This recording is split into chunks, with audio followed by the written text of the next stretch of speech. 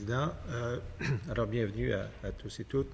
Il y a un aspect vers la fin de votre mémoire, vous dites les perspectives de voir le centre de recherche du CUSUM disparaître ou simplement tomber sous un seuil acceptable d'activité aurait des répercussions majeures évidentes. Il serait inconséquent et inéquitable que notre centre soit forcé de fermer ou de se transformer en centre privé, dépourvu de ses missions d'enseignement et de recherche.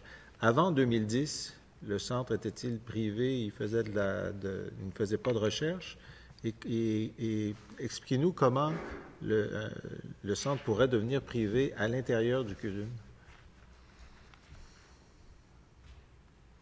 Je pense que comme Mme Doiron a expliqué, puis elle pourra reprendre la parole, l'encadrement qui était là avant 2010 permettait un certain revenu et permettait donc une certaine activité.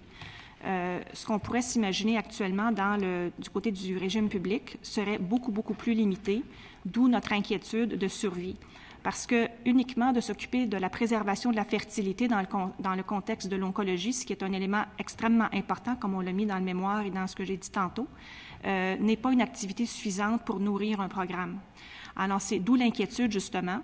Et en fait, on ne souhaiterait pas nécessairement revenir à une situation de privé dans le public, mais plutôt justement de maintenir le public pour ce qui est médicalement requis, dont la préservation de la fertilité. Et pour ce faire, ça prend quand même un minimum d'activité pour nourrir la clinique, mais aussi nourrir l'enseignement et la recherche. Je ne sais pas si vous souhaitez rajouter. Avant... Excusez-moi, avec le temps qui me reste, vous avez fait une simulation. Si on appliquait PL20 tel quel, compte tenu de la clientèle que vous perdriez, vous devriez fermer? C'est sûr que le centre existait quand on était avant avec les crédits d'impôt. Donc, il y a un volume qui resterait, mais le volume serait beaucoup moindre.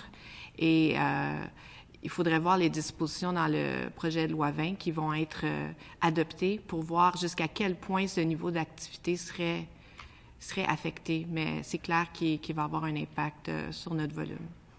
Le crédit d'impôt avant était plus généreux que celui qui est proposé, mais si le projet était adopté sans changement, est-ce que vous tirez déjà une conclusion?